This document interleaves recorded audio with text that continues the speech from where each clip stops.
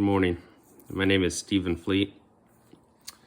I've been working on the Riemann hypothesis for close to 8-9 years now. I'm proud to say I finally developed something that I think is a big key towards solving that problem. This is an equation I've developed that predicts all the prime numbers from 5 and above, and then also their semiprimes. So the equation is y equals 3x plus z, and z equals 3 plus, in parentheses, negative 1 to the power of x plus 1 over 2.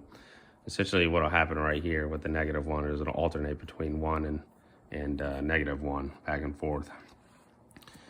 And so now you gotta pardon the chicken scratch. This is as raw as it gets math-wise. But as you put this into the equation, so if x is 1, it'll generate your first prime, which is 5, x is 2, 7, and it'll go down the line. Now, it doesn't skip any primes, but it does incorporate the semiprimes. So your first semiprime is 5 times 5. Your next is 5 times 7. Then it'll be 7 times 7, then 5 times 11, 5 times 13, 7 times 11, so on. So essentially, the semiprimes will be 5 times 5, 5 times 7, 5 times 11, and it goes all the way down. And then same thing with 7. So each of the primes and the semiprimes themselves have a square value and another prime that it's multiplied against. So really cool to see.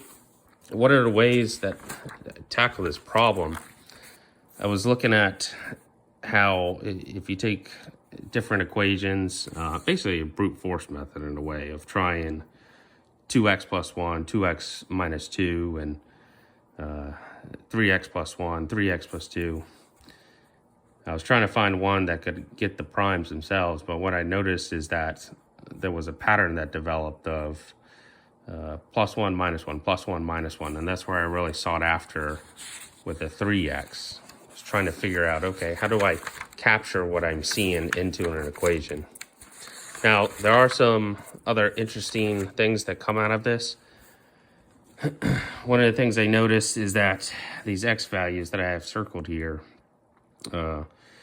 if say you just take the prime 5, okay, and one of the things is the semiprimes themselves have a pattern. So if your first semiprime for 5 is with x equals 8, if you add 3, that's your next one. And then if you add 7, guess what? There's your next one. You add 3, there's your next one, and so on. So it alternates. 7, 3, or 3, 7, 3, 7, 3, 7. If your prime is 7, there's a pattern for that too. It's 9, 5, 9, 5.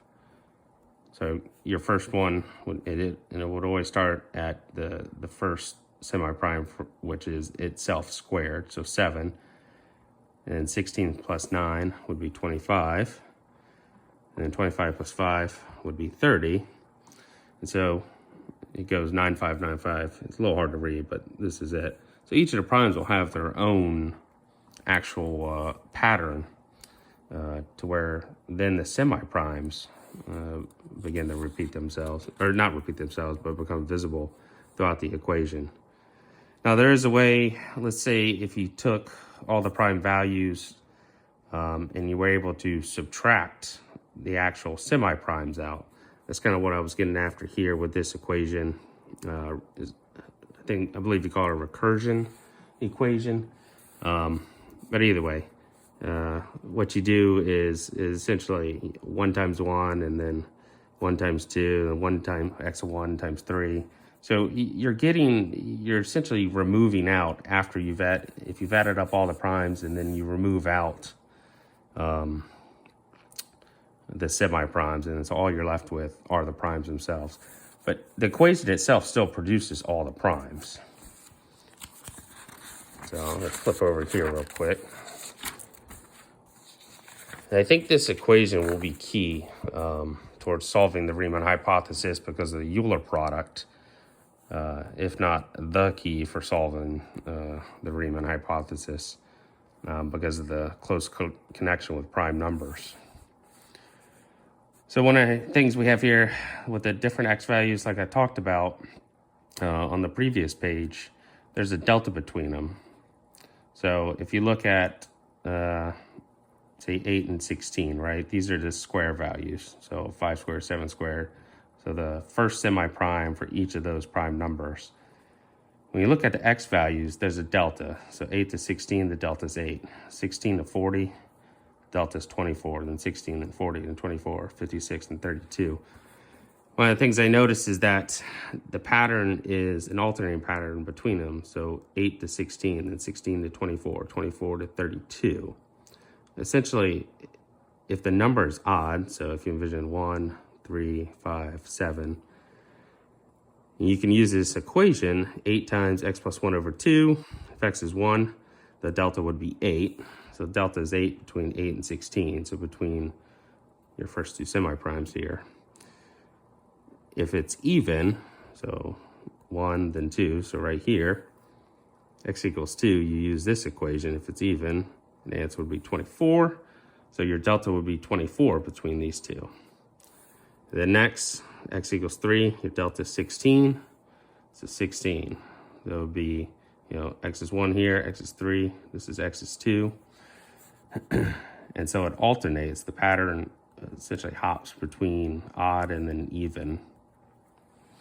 Now, one of the things I'm still working on is, do the non-prime squares, say 25 squared and 35 squared, do they have a pattern, and could you easily remove those out? Possibly. That's what I'm working on next.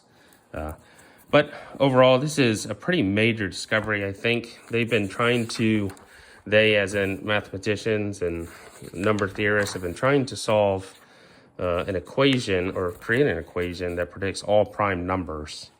For close to over 1,000, almost 2,000 years. And I'm proud to say we finally have something. So I really hope that the mathematicians out there and the next generation, they can take what I've developed and use it and hopefully solve the Riemann hypothesis as one of the greatest unsolved math problems in history.